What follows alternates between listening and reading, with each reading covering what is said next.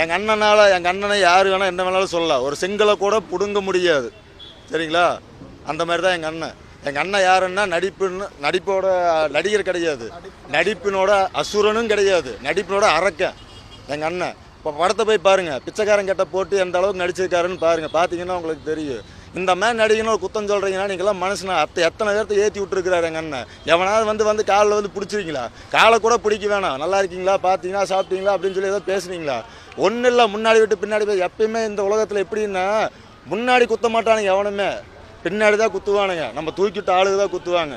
அந்த அளவுக்கு அந்த ஆள் சிரித்து பேசிகிட்டு இருக்கிறாருன்னா அது பொறுத்தவரை எங்கள் அண்ணன் மட்டும்தான், வேறு யாருமே கிடையாது. இருக்கிறாங்க, இல்லைன்னு சொல்ல, எனக்கு தெரிஞ்ச வரையும் நான் சொல்கிறேன்.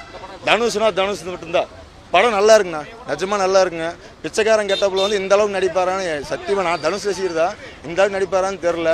ஆனால் கிளைமேக்ஸுன்னு கொஞ்சம் லைட்டாக வந்துருச்சு கண்ணில், அந்த அளவுக்கு இருந்துச்சு. நல்லா